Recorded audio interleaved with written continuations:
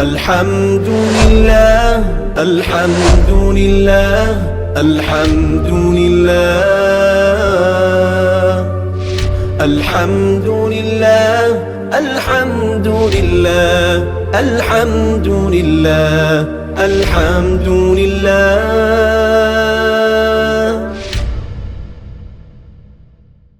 بسم اللہ الرحمن الرحیم. علم الصیغہ کا دوسرا باب ہے صیغوں کا بیان. سبق نمبر 8 ہے مضارع تاکید ثقیلہ اور خفیفہ. اس کا 5واں پارٹ ہے جو ہم آج پڑھیں گے. فارسی عبارت کا حل چل رہا تھا. کچھ فارسی عبارت ہم نے پہلے حل کر لی ہے. کچھ فارسی عبارت ہم انشاءاللہ آج کے سبق میں حل کریں گے. عبارت دیکھ لیں آپ.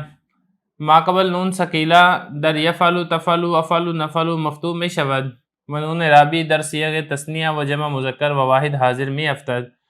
پس الف تثنیہ باقی میں ماند و نون ثقیلہ بعد ازاں مکسور میں گردد چون لیفعلانی و واو جمع مذکر و یاء مؤنث حاضر میں افتد و ضمہ ماقبل واو و کسرہ ماقبل یا باقی میں ماند چون لیفعلن لتفعلن و در جمع مؤنث غائب و حاضر و یا نون جمع و نون ثقیلہ الف میں آرند تا اجتماع سے نون لازم نہیں آید.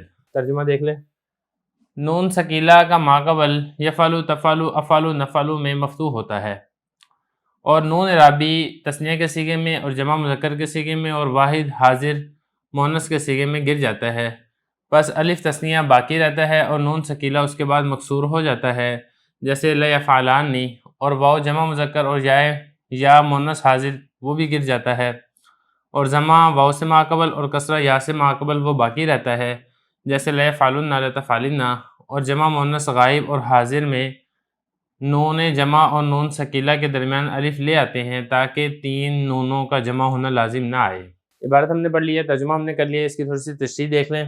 پہلی بات تو حضرت نے یہ فرمائی ہے کہ 4 صیغے ایسے ہیں یفعل تفعل افعل نفعل.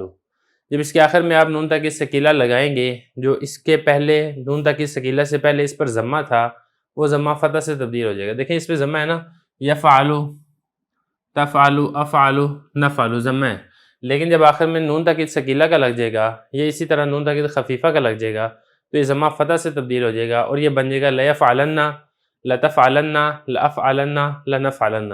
ویسے تو یہ 4 صیغے ہیں, اور اگر تفعل میں دیکھا جائے تو تفعل 2 صیغے ہیں, اگر دونوں کا اعتبار کیا جائے تو پھر یہ 5 صیغے بن جاتے ہیں.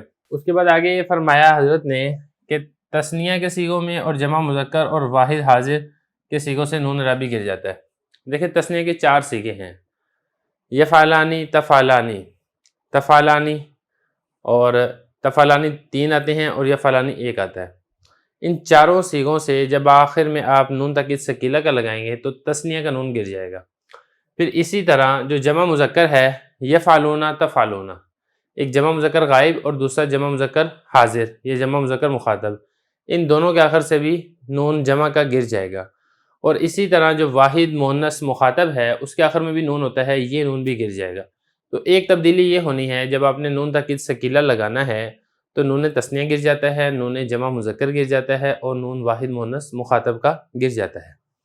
یہ حضرت فرما رہے ہیں نون رابی در صیغ تثنیہ و جمع مذکر و واحد حاضر میں افتد گر جاتا ہے. افتد کا مطلب ہوتا ہے گرنا. اچھا, اب اس کے بعد آگے یہ ہے, نون تو گر گئے ان 6 کے 6 صیغوں سے, البتہ اس کے بعد تبدیلی ہے.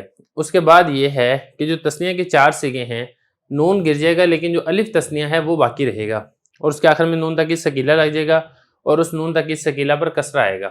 ایک بات تو یہ ہے. البتہ جو جمع کا صیغے ہیں, جمع مذکر غائب ہے, جمع مذکر حاضر ہے, اس کے آخر سے نون تو گرے گا ہی گرے گا, اس سے پہلے والا واو بھی گر جائے گا.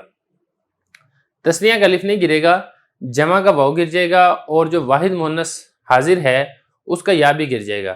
لیکن جو جمع مذکر کا واو ہے وہ تو گر جائے گا, اس واو سے پہلے والی جو پیش ہے وہ پیش باقی رہے گی تاکہ دلالت کرے کہ یہاں پہ پہلے واو ہوتی تھی, جو واو اب گر چکی ہے. یہ تو فرما رہے ہیں پس الف تثنیہ باقی میں ماند و نون ثقیلہ بعد ازاں مکسور میں گردد. تو کہہ رہے ہیں الف تثنیہ کا باقی رہتا ہے اور اس کے بعد جو نون ثقیلہ ہے اس کے اوپر کسرہ آتا ہے. جیسے نا یفعلان, یہ تثنیہ ہے, نون گر گیا تثنیہ کا اور آخر شروع میں آپ نے لام تاکید کا لگا دیا لیفعل, پھر آخر میں نون تاکید ثقیلہ کا لگائیں گے اس کے اوپر آپ کسرہ پڑھیں گے لیفعلانی. اسی طریقے سے لتفعلانی, یہ جیسے فرمائے چون لیفعلانی, اور جمع مذکر کا واو اور واحد مؤنث حاضر کے جو یا ہے میں افتد یہ بھی گر جاتی ہے. یہ فرق ہو جائے گا تثنیہ میں اور جمع مذکر میں اور واحد مؤنث کے اندر کہ وہاں پر تو صرف نون گرتا ہے الف نہیں گرتا، جبکہ یہاں پر نون کے ساتھ واو بھی گر جاتا ہے اور واحد مؤنث حاضر میں یا بھی گر جاتا ہے. آگے لیکن یہ فرمایا کہ ضمہ ماقبل واو اور کسرہ ماقبل یا باقی میں ماند، لیکن جو جمع مذکر ہے اس میں واو سے پہلے والا جو ضمہ تھا وہ باقی رہتا ہے، اور اسی طرح واحد مؤنث حاضر میں یا سے پہلے والا جو کسرہ تھا وہ بھی باقی رہتا ہے. اس کی مثال دی ہے لیفعلن لتفعلن. اب دیکھیں جو لیفعلن ہے یہ اصل میں تھا یفعلون، یفعلون تھا، پھر آخر سے آپ نے نون جمع کا گرا دیا، واو گرا دیا، یفعلو ہو گیا. پھر جب آپ نے نون تاکید ثقیلہ لگانا ہے اور شروع میں لام مفتوحہ لگانا ہے تو نون سے پہلے والا جو لام پر ضمہ تھا وہ ضمہ باقی رہے گا، تو یہ بن جائے گا لیفعلن.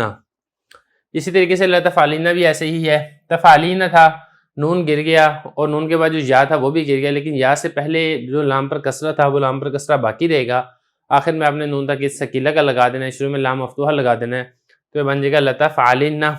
یہاں تک تو ہو گئی والی بات. اب رہ گئی بات جو جمع مؤنث کے دو صیغے ہیں، ایک ہے جمع مؤنث غائب اور دوسری ہے جمع مؤنث حاضر.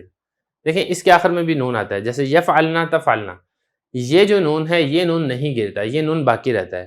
لیکن جب اس کے آخر میں آپ نون تاکید ثقیلہ لگائیں گے تو پھر تین نون اکٹھے آ جائیں گے. کیسے تین نون اکٹھے آ جائیں گے؟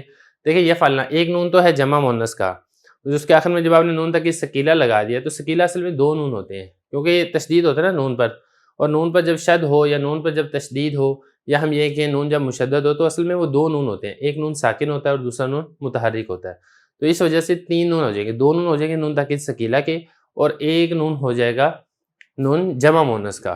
تو پھر تین نون اکٹھے لازم آئیں گے جمع ہونا، اور عرب کے لوگ اس کو پسند نہیں کرتے کہ تین نون اکٹھے ایک جگہ پر آ جائیں، کیونکہ اس کا پڑھنا یہ ذرا ثقیل ہوتا ہے، زبان پر پڑھنا تھوڑا سا مشکل ہوتا ہے. تو پھر انہوں نے اس کا حل یہ نکالا کہ جمع مؤنث کا جو نون ہے اور اسی طریقے سے نون تاکید ثقیلہ کے جو دو نون ہیں ان کے درمیان میں الف لے آئے ہیں تاکہ تین نونوں کا استعمال لازم نہ آئے. یہ فرما رہے ہیں کہ جمع مؤنث غائب اور حاضر میں میاں نون جمع، میاں کہتے ہیں درمیان کو، نون جمع اور نون ثقیلہ کے درمیان الف میں آرند الف لے آتے ہیں تا اجتماع سہ نون لازم نہ آید، تاکہ تین نونوں کا جمع ہونا لازم نہ آئے. تو یہاں تک ہم نے عبارت حل کر لی ہے، باقی کچھ عبارت باقی رہتی ہے. پھر اس کے علاوہ جو صیغے ہیں اس گردان کے وہ صیغے بھی باقی رہتے ہیں، وہ ہم انشاءاللہ اس سبق کے اگلے پارٹ کے اندر پڑھیں گے.